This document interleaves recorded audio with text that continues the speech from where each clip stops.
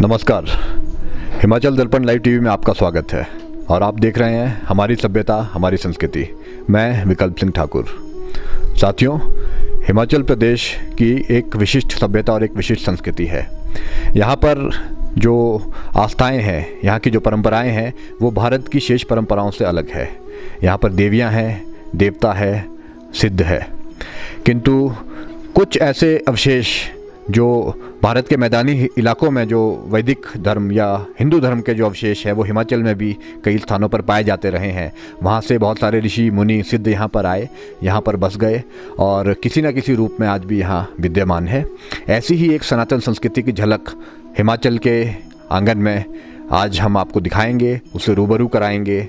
आज हम है राजगढ़ के भूरा गाँव में, जहाँ पर एक पुराना ठाकुर द्वारा एक वैसा ही अवशेष सनातन धर्म का है और आज हम आपसे परिचित कराएंगे और प्रयास करेंगे उस रहस्य को ढूंढ निकालने का, जिसका शायद आज बहुत कम लोगों को जिसका अभी ज्ञान होगा कि ये कब का है, कौन आए थे, यहाँ क्या करके चले गए और किस रूप में, किस ऊर्जा के रूप में आज अब भी यहाँ पर विद्यमान है। तो आइए चलते हैं इस रोमांचक सफ़र पर। ये भूरा गांव का बहुत प्राचीन ठाकुर द्वारा है और इसका जो बनने का समय है ये किसी को भी मालूम नहीं है, किंतु जब आप इसकी नक्काशी देखें, इसकी वास्तुकला देखें तो समझ में आता है कि ये बहुत पुराना है।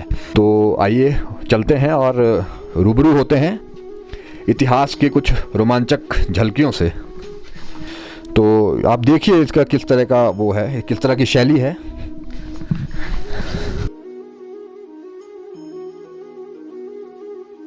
प्राचीन ठाकुर द्वारे के गर्भगृह के पास पहुंच गए हैं और आप देखिए कि जो ये लिपाई की गई है ये गोबर से लिपाई की गई है।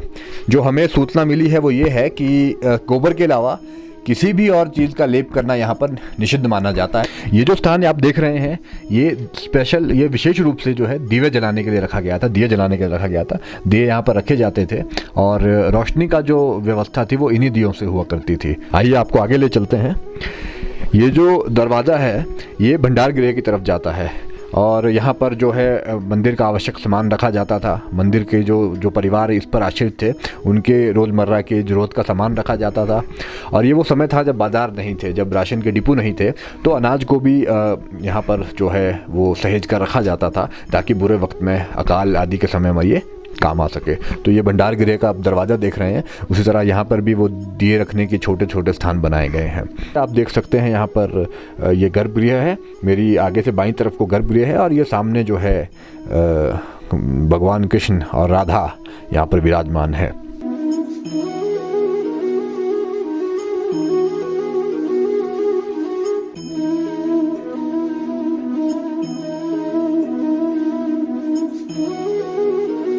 और उन पर अपना स्नेह बरसा रहे हैं। तो ये अपने आप में एक अचंभे वाली बात है कि ये जो मंदिर है ये देवालय भगवान कृष्ण के माने जाते हैं। तो आप देख सकते हैं भगवान कृष्ण और राधा की जो प्रतिमाएं हैं यहाँ पर लगी हुई हैं।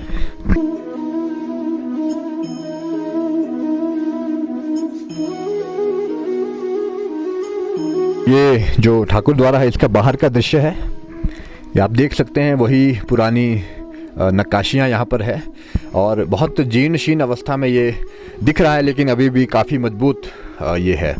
और हमारे यहाँ पर ऐसा कहते हैं कि एक पुरातत्व विभाग है जिसे सरकार हर वर्ष बहुत सा फंड देती है पुरानी चीज़ों को सहेजने के लिए, इतिहास को सहेजने के लिए, लेकिन वो पुरातत्व विभाग क्या करता है ये आज तक कोई नहीं जानता।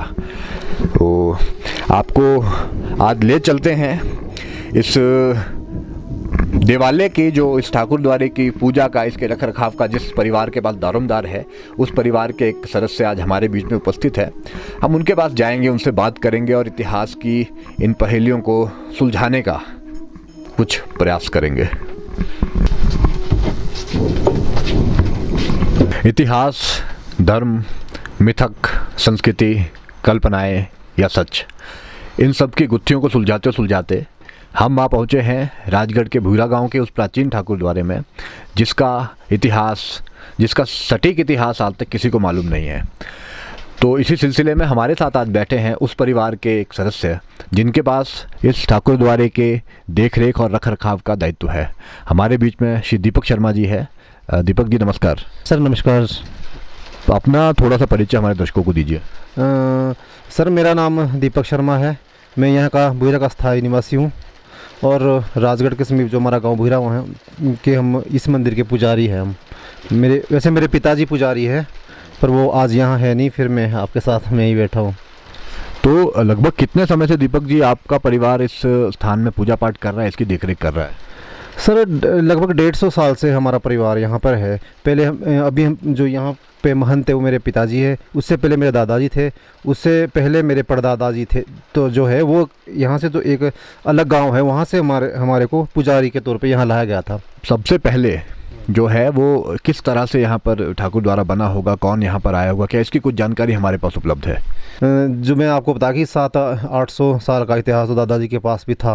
बाकी यहाँ पे जो क्या नाम जितने भी यहाँ के पुजारी हुए हैं, जब उनका देहांत होता है उनकी एक समाधियाँ बनती है। परंपराएं यहाँ की वैसे जो कृष्ण जन्माष्टमी हम यहाँ भंडारा देते हैं, काफ़ी बड़े क्षेत्र से जो ये लोग यहाँ पर आते हैं। राजगढ़ के लगभग आधा क्षेत्र राजगढ़ को, आधा हमारी जो साथ में लगती रेणुका तहसील से भी लोग यहाँ पे बहुत आते हैं। जन्माष्टमी में कम से कम कुछ नहीं तो 4-5 हज़ार लोग यहाँ पे आते हैं। पूजा पाठ भजन कीर्तन, बाकी यहाँ पे सुबह शाम डेली होती है पूजा यहाँ पर, वो भी घड़ियाल और क्या नाम शंख के साथ। समाधियाँ आप कह रहे हैं, जो महंतों की जो परंपरा है, महंतों की जो श्रृंखला यहाँ पर रही है, इस श्रृंखला के शुरुआत किसने की, क्या इसके बारे में कोई जानकारी हमारे पास उपलब्ध है? जी, जो ये क्या नाम समाधियाँ बनी तो यहाँ पे एक महात्मा होते थे, उनका काशीराम दास स्वामी जी, वो यहाँ पर आए थे। यहाँ मंदिर में भी कुछ टाइम समय तक वो रुके थे और उसके बाद उनको ये जगह बहुत अच्छी लगी। यहाँ पे उन्होंने क्या नाम अपनी जो है साधना की, यहाँ पे बैठ के, यहाँ मंदिर में भी पूजा पाठ करते हुए साधना की। फिर उन्होंने यहाँ पे जो है जीती समाधि ली हुई, यहाँ पे जो जहाँ पे समाधियों का जहाँ से सिलसिला शुरू हुआ वहाँ पे उन्होंने जीती समाधि ली थी। ये अंतर्ध्यान हो गए थे, वो बैठे थे पहले, फिर वहाँ पे अंतर्ध्यान, उनका एक चिमटा और एक जो हाथ का कड़ा ना, वो वहाँ पे अभी भी मौजूद है। तो स्वामी काशीराम दास जी नाम के एक संत यहाँ पर आए, अज्ञात समय में अज्ञात स्थान से आए और यहाँ पर उन्होंने साधना की, तपस्या की, और आज भी लोग उनकी इस तपस्या की जो ऊर्जा है उसे किसी न किसी रूप में महसूस करते हैं, उससे लाभ पा रहे हैं। दीपक जी, हम आपसे जानना चाहेंगे कि ये इतना पुराना इसका भवन है, इतना पुराना इसकी परंपराएं हैं, क्या इसके रख रखाव के लिए, क्या इसके संवर्धन के लिए सरकार या प्रशासन से किसी प्रकार की सहायता कभी मिली है? नहीं जी, कभी भी हमने ना ली और ना कभी सरकार से हमने गुहार लगा, इसलिए क्योंकि ये हमने इसका कुछ भी नहीं किया, जो ये ना मेंटेनेंस पे कुछ नहीं किया। ये मंदिर कोई कमेटी के अंडर नहीं है, कोई सरकार के अंडर नहीं है, ये सिर्फ हमारे अंडर में मंदिर है। हम इसकी पूजा पाठ करते हैं, रेख देख सारा हम भी मेंटेनेंस की हम खुद करते हैं मंदिर की। मूर्तियों के अतिरिक्त यहाँ पर ऐसे कौन से अवशेष हैं जो हमारी प्राचीन सभ्यता को, हमारे इतिहास को दर्शाते हैं, दिखाते हैं? जी, यहाँ पे जो मूर्तियाँ हैं ये भी उसी समय से मूर्तियाँ हैं जब से ये मंदिर बना है जी।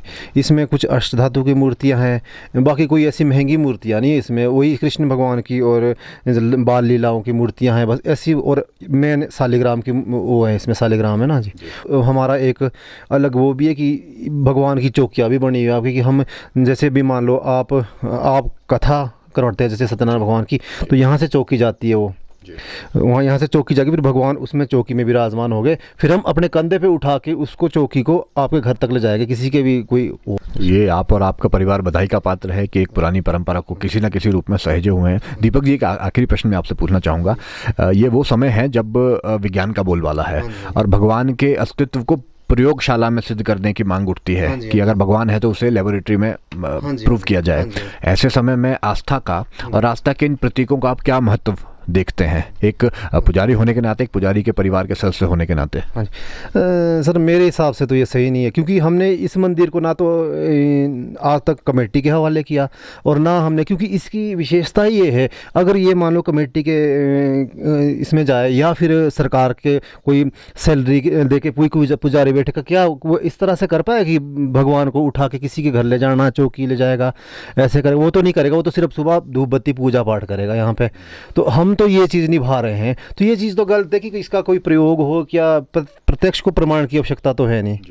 तो सामने आपके जो भी तो शक्ति है। दीपक जी, आपके कहने का ये अभिप्राय है कि श्रद्धा को, आस्था को प्रमाण की आवश्यकता है नहीं। तो हमने जैसा कि देखा और दीपक जी के मुंह से सुना कि एक से ठाकुर द्वारा और इससे जुड़े लोगों के माध्यम से एक बहुत पुरानी परंपरा को निभाया जा रहा है, सहेजा जा रहा है। तो हमसे बात करने के लिए बहुत बहुत धन्यवाद दीपक जी। आपका भी बहुत बहुत धन्यवाद। भगवान कृष्ण का हिमाचल में होना ये इन ठाकुर द्वारों की विशेषता बताता है, और ये कैसे बने, क्यों बने, इसके पीछे का एक विशिष्ट इतिहास भी है। और उस इतिहास की कड़ियाँ जाकर जुड़ती हैं उन समाधियों पर, जहाँ कहते हैं कि इस ठाकुर द्वारे में रहने वाले जो महंत थे, जो सिद्ध थे, जो सन्यासी थे, उन्होंने जीवित समाधियाँ ली थी।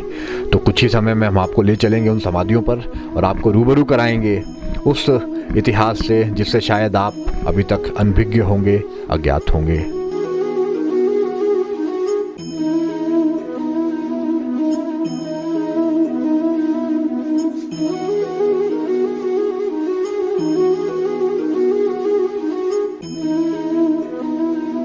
कहते हैं महापुरुषों का जीवन जितना दिव्य होता है उससे भी अधिक दिव्य उनकी मृत्यु होती है। इसका एक सबूत हमारे सामने है। ये समाधि है महात्मा कांशी रामदास जी की, जो सबसे पहले मैदानी इलाके से यहाँ पर आए, शांति की तलाश में हिमालय की पहाड़ियों पे आए होंगे और यहाँ पर तपस्या की, और लोगों ने उन्हें माना, एक देवता की तरह उन्हें माना, उन्हें प्रतिष्ठित किया, और वो यहीं पर आए, यहीं पर तपस्या की, और यहीं पर अंत में गोलोक सिधार गए, देवलोक सिधार गए। ऐसी मान्यता है, ऐसा माना जाता है कि स्वामी जी उन्हें जिंदा समाधि ली थी। जीवित समाधि लेना यहाँ के सन्यासियों में, यहाँ के सिद्धों में एक परंपरा है, और बहुत जगह पर इसके प्रमाण देखने को मिलते हैं। ऐसा ही एक प्रमाण यहाँ हिमालय की तलहटी पर आपको हम दिखाने ले जा रहे हैं। तो ये वो समाधियाँ हैं जो उन सिद्धों की थी, जो यहाँ पर रहे, जिन्होंने यहाँ पर तपस्या की। तो हम आपको ले चलते हैं।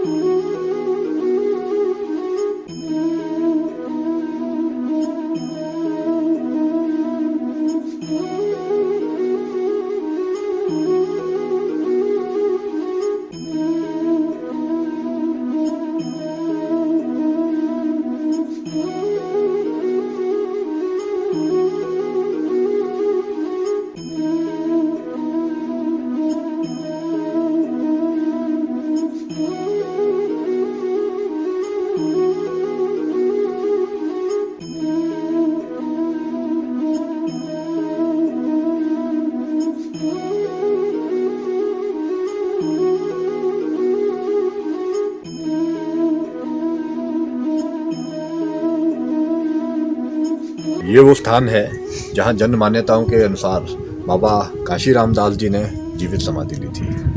वो बाबा काशी रामदास जी जो किसी अज्ञात स्थान से किसी अज्ञात समय पर हिमाचल के इस भूभाग में आए, यहाँ पर लोगों के बीच रहे, यहाँ पर तपस्या की, और अंत में यहीं पर देवलोक सिधार गए। इन्हें यहाँ पर लाया गया होगा, इस प्रकार से इन्हें यहाँ पर तराशा गया होगा और यहाँ पर रख दिया गया होगा। तो इस तरह की कुल 13 समाधियाँ वहाँ दूर तक आपको दिखाई पड़ेंगी। कुल 13 समाधियाँ यहाँ पर है, और पूरी तरह से ये बंद है, पूरी तरह से कवर है, किंतु सिर्फ छोटा सा स्थान यहाँ पर रखा गया है। यहाँ पर ये संभवतः ऐसा अनुमान लगाया जा सकता है कि धूप दीप जलाने के लिए थोड़ा सा स्थान यहाँ पर रखा गया है, और किसी न किसी प्रतीक के रूप में यहाँ पर रखा गया है। एक पत्थर की कोई प्रतिमा सी बनाकर यहाँ पर रखी गई है, जो ऐसा विश्वास किया जाता है कि उनका प्रतीक है जिन्होंने यहाँ पर समाधि ली थी, वो महापुरुषों का यहाँ पर ये प्रतीक है। तो ये बड़ा ही रमणीय स्थान है, और जो आध्यात्मिक वृत्ति के लोग हैं वो यदि यहाँ कुछ समय बैठे तो वो महसूस करते हैं कि कुछ इस प्रकार की वाइब्स यहाँ पर आती है।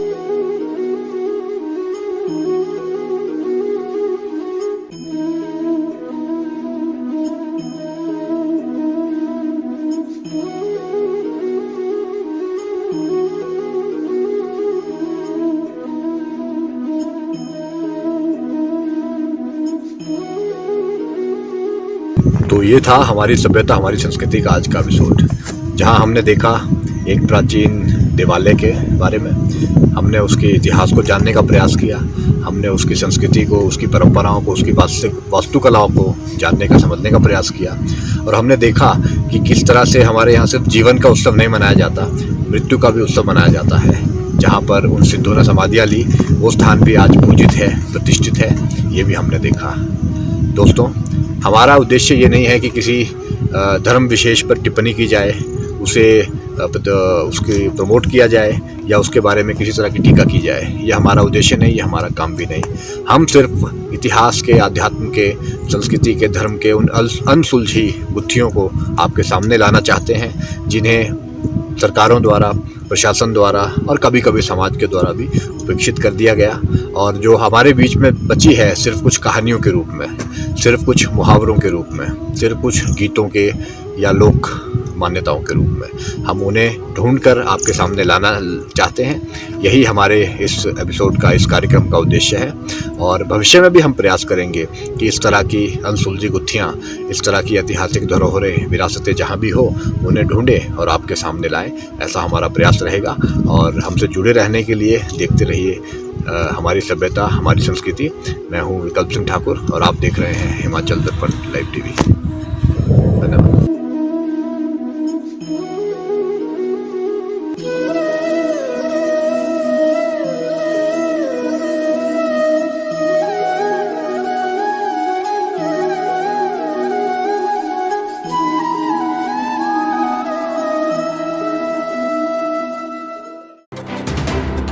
हिमाचल दर्पण लाइव टीवी, जो बात करेगा आपके हक की।